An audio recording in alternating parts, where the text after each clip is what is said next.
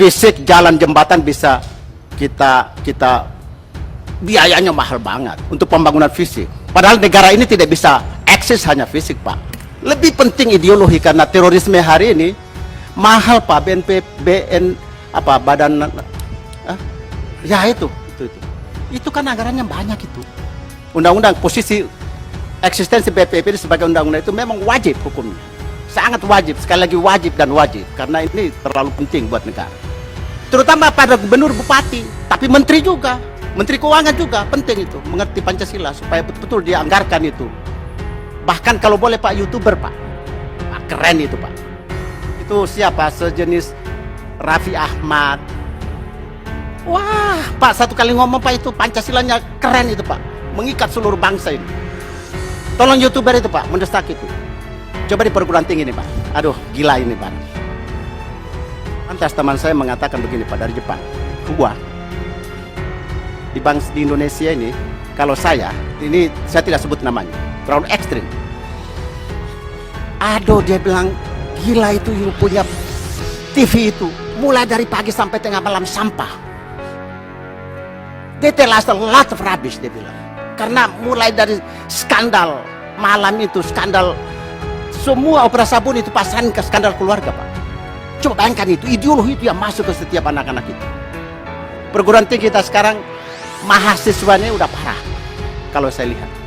Jadi banyak perguruan tinggi sekarang tempat-tempatnya radikalisme. Dan pada saat pemilihan rektor sekarang ini harusnya sangat hati-hati perguruan tinggi, karena banyak profesor doktor itu ternyata juga ajaran radikalisme Pak. Gila ini Pak. Terima kasih sudah klik video ini. Jangan lupa tekan tombol subscribe untuk bergabung. Dalam hitungan saya persilahkan kalian untuk tekan tombol subscribe. 10, 3, 2, 1. Saya ucapkan selamat bergabung dalam channel ini. Terima kasih atas penyajian tadi. Saya ikuti virtual di jalan dan sekarang saya hadir fisik, melanjutkan apa yang disampaikan teman-teman dari awal. Bahwa sebetulnya kan BPIP ini kan core bisnisnya kan bagaimana Pancasila menjadi ideologi. Kalau bicara ideologi, maka seolah-olah kalau bayangan saya, BPIP ini semacam lembaga dakwah. Lembaga dakwah, tetapi hebatnya dia tidak cuma dakwah, tapi dia diberi oleh negara untuk struktur. Dia berada dalam sistem negara. Jadi mestinya peran BPIP ini lebih hebat dari sekedar imam, lebih hebat dari sekedar priest. Kenapa? Kalau imam ini kan penyebar ideologi.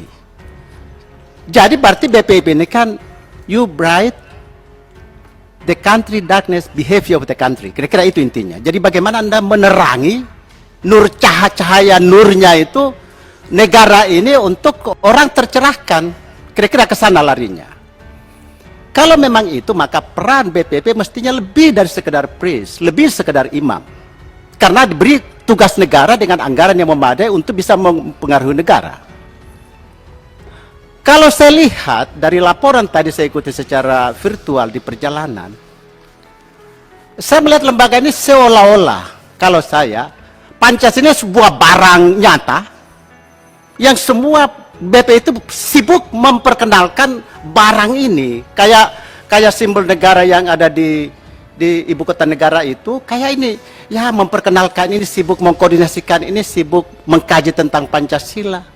Padahal Anda itu sebagai penerang ideologi mestinya. Oleh karena itu maka saya setuju dengan Pak Yanuar tadi. Ke depan ini Bapak itu mendakwah melalui struktur negara. Berarti peran BPIP ini sebetulnya menjadi influencer, mempengaruhi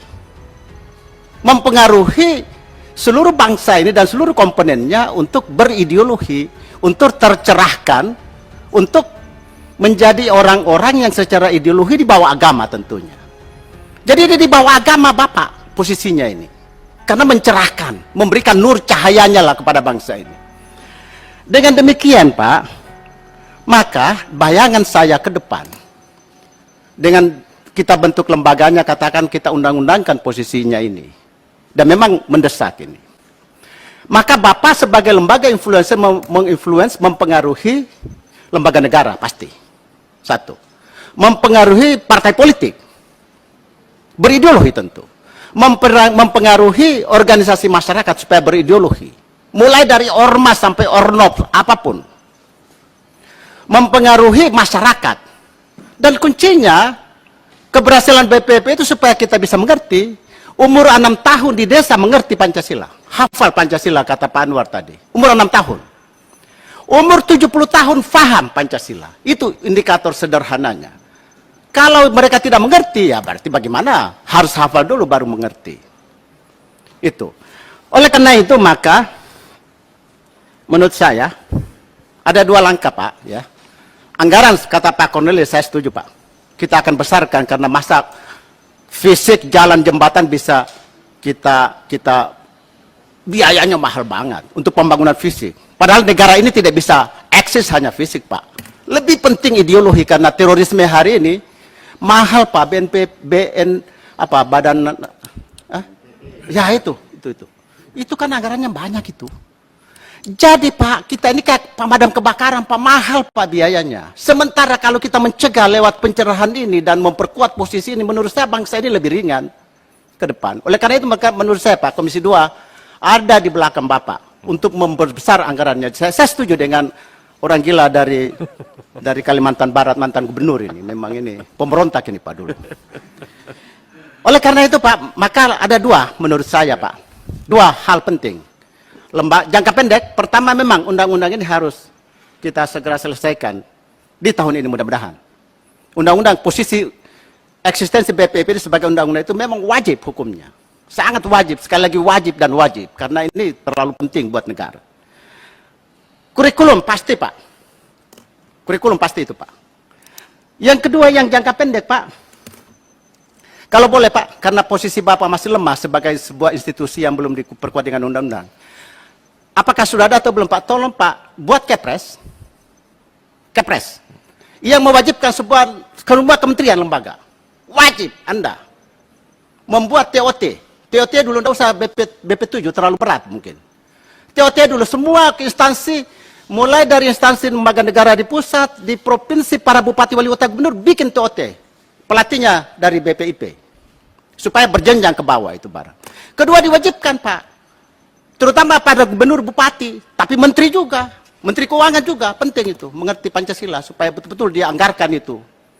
Jangan sampai mereka tidak mengerti, sehingga begitu masuk Bapak punya lobby, ini kan Pancasila, lebih besar jambatan, lebih besar, lebih penting jalan, lebih penting, ya tidak bisa kita hidup dengan fisik Pak, kita buru kapanpun Pak. Eropa sudah maju lebih awal Pak, kalau kita buru mereka dengan itu lebih ideologi Pak. Yang berikutnya Pak, kalau Kepres ini sudah mengikat, partai politik disampaikan harus, bila perlu dianggarkan dari BPIP, partai politik Pak, kami dilatih Pancasila Pak. Bila perlu di setiap partai politik itu Pak, berjenjang, TOT-nya juga. Pak, di ormas masyarakat ini Pak, milenial ini Pak, bahkan kalau boleh Pak, YouTuber Pak, wah keren itu Pak. Itu siapa? Sejenis Raffi Ahmad. Wah, Pak satu kali ngomong Pak itu Pancasilanya keren itu Pak. Mengikat seluruh bangsa ini. Tolong YouTuber itu Pak, mendesak itu. Kemudian, ya jadi setelah berjenjang itu Pak, kemudian bahan ajar juga Pak. Jangan terlalu, Pancasila ini Pak yang tidak menariknya itu Pak. Metodologinya Pak, konvensional banget. Tidak pernah yang update dan fun. Coba cari yang fun Pak. Lucu sehingga generasi muda itu, kalau diajari dengan cara-cara seperti BP7 itu, tinggalkan tempat Pak. Coba fun. YouTuber itu melalui cara-cara fun. Kemudian yang terakhir Pak, coba di perguruan tinggi nih Pak. Gila ini barang. Lantas teman saya mengatakan begini Pak dari Jepang. Di Indonesia ini, kalau saya tidak sebut namanya, terlalu ekstrim. Dia bilang, gila itu you punya TV itu, mulai dari pagi sampai tengah malam sampah. They tell us a lot of rubbish, dia bilang. Karena mulai dari skandal malam itu, skandal semua opera sabun itu pasangan ke skandal keluarga, Pak. Coba bayangkan itu, ideologi itu yang masuk ke setiap anak-anak kita. Kemudian begitu anak-anak mengerti, bukan mengkontribut, tapi minta kue teman. Menurut dia, teman Jepang, kalau bisa, you must kill one generation to improve the people of the Indonesia. Ini jangan ke situ, Pak, terlalu ekstrim. Oleh karena itu, Pak, maka menurut saya, perguruan tinggi kita sekarang, mahasiswanya udah parah, kalau saya lihat. Karena sudah terpotong generasinya. Pak, di UHO, Pak, Universitas Halolo di Kendari, Pak, tempat tinggal saya. 4 tahun yang lalu, Pak, 4 radikalisme di sana. Gila. Jadi banyak perguruan tinggi sekarang, tempatnya radikalisme. Dan pada saat pemilihan rektor sekarang ini harusnya sangat hati-hati perguruan tinggi. Karena banyak profesor doktor itu ternyata juga ajaran radikalisme, Pak. Gila ini barang. Oleh karena itu, Pak, saya minta tolong, Pak. UHO menjadi uji coba, Pak. Mahasiswanya, dosennya, Pak. Kita seminar Pancasila, kita gelorakan seminar Pancasila di situ. Dan Pak, minta anggaran banyak-banyak, Pak, untuk di perguruan tinggi, Pak. Cukup, Pak. Makasih, Pak. Baik, Ya, makasih saya Pak kira Buah. cukup sekian. Assalamualaikum warahmatullahi wabarakatuh. Assalamualaikum.